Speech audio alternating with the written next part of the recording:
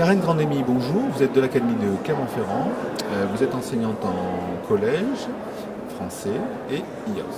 Nous allons parler de classe inversée. Vous avez découvert en fait la classe inversée il y a quelques temps et nous allons parler de cette classe autour du héros, des héros de tous les temps. Oui, en 6e. Alors déjà, un peu quelle est votre approche de la classe inversée et le pourquoi en fait, de votre chemin vers cette pratique pédagogique?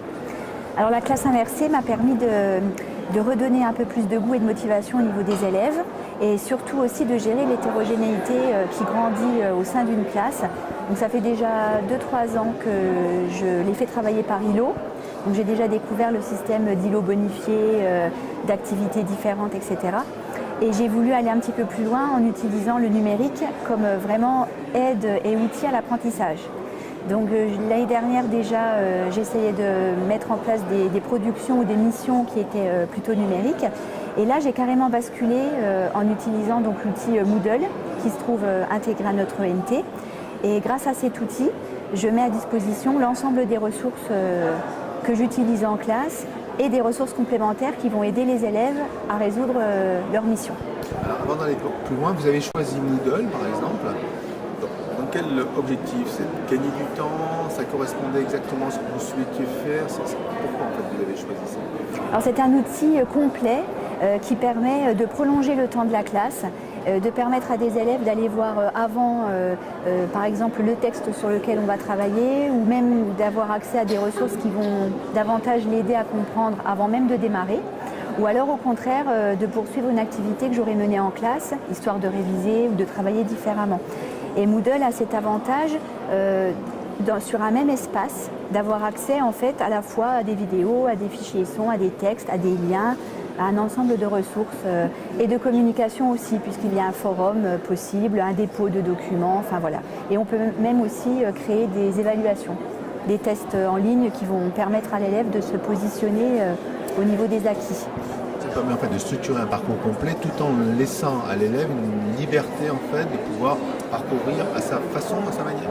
Exactement. Alors l'idée de mes modules que j'essaie de mettre en place depuis cette année, au lieu de donner des activités de manière successive comme je faisais jusqu'à maintenant, l'idée est de lancer en début de parcours par exemple 5 ou 6 modules et les élèves vont pouvoir justement gérer ces modules selon le temps qu'ils se sont donnés, les ressources, l'ordre aussi. Donc ils ont, si vous voulez, un plan de travail accompagné d'un journal de bord. Et une fois qu'ils ont fini un module, ils valident. Alors ils ont des systèmes de bonification quand ils franchissent les différentes étapes de travail. Et dès qu'une mission est résolue, ils passent à un autre module.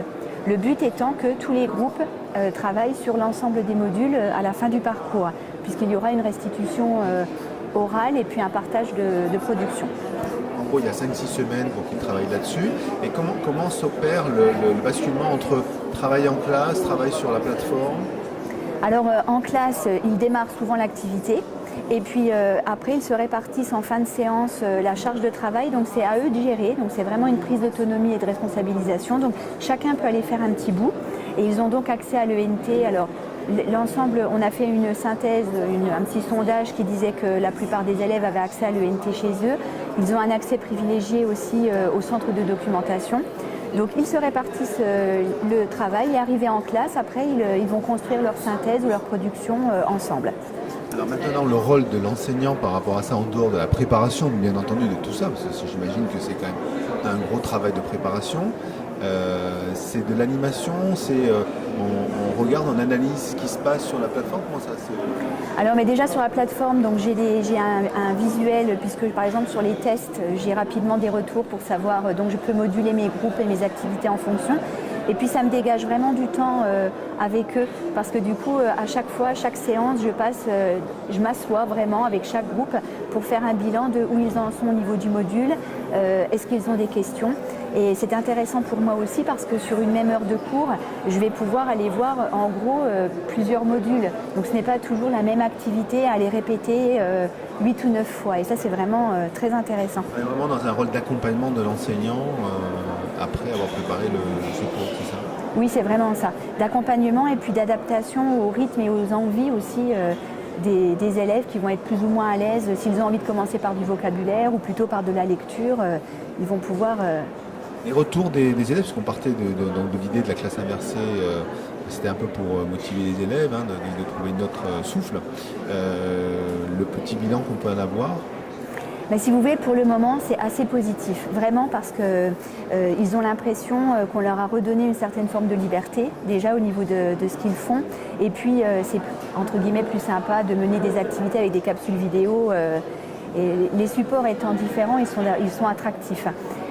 Alors après, moi je pense que la classe inversée, il ne faut pas qu'elle accroisse les inégalités, dans le sens où je pense que c'est important de réfléchir à comment les faire accéder aux ressources à tout moment, même au collège.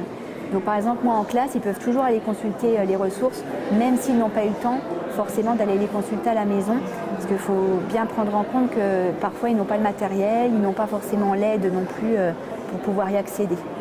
Encore l'égalité parfaite au niveau des usages du numérique. Oui. Je vous remercie.